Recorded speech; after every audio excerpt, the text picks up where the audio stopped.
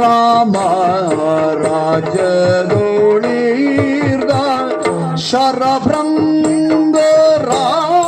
ಶರಭೃಂಗರಾಶ್ರಮವು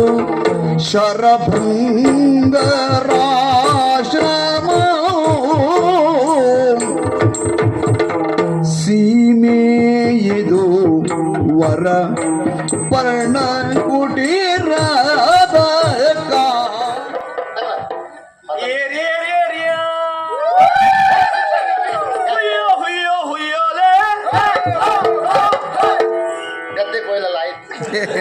ಮೊದಲೇ ಆಗಿದ್ರೆ ಹುಯ್ಯ ಹುಯ್ಯ ಹುಯ್ಯಯ್ಯೋ ಅದು ಬಂದು ಓಡ್ತಿತ್ತು. ಕಾಡಿನಂದ್ರೆ ಉತ್ಸವ ಅಲ್ವೇನೋ ಈಗ? ಎಂತ ಉತ್ಸಾಹ ಮಾಡುತ್ತೆ. ನಿನಗೊಂದು ಬೇರೆ ಕೆಲಸ ಇಲ್ಲ.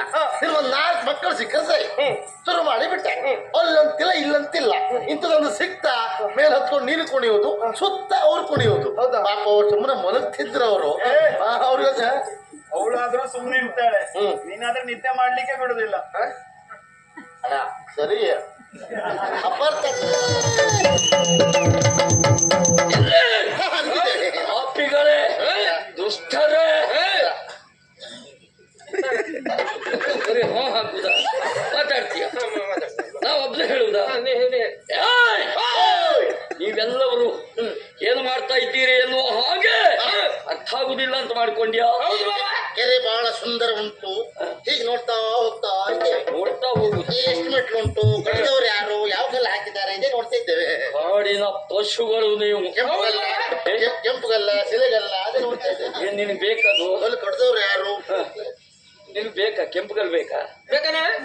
ಎಲ್ಲಿ ಬರುವ ರತಿದೇವಿ ಅಂತ ಚೆಲುವ ಆಹಾ ನಗವೇಣಿ ಓಹೋ ನಮ್ಮ ರಾಣಿ ನೀನೇ ನಮ್ಮ ದೇವಿಯೂ ಮಹಾರಾಣಿ ನೀನೇ ಮಹಾರಾಣಿ ಅಹಿವೇಣಿ ನಮ್ಮ ದುರೆ ರಾಣಿ ದಿನ ದಿನ ಮೆರೆಯುವೆ ಜನಪದ ಪೊರೆಯುವೆ ನೀನು ಇರದ ಜಗವಿಲ್ಲ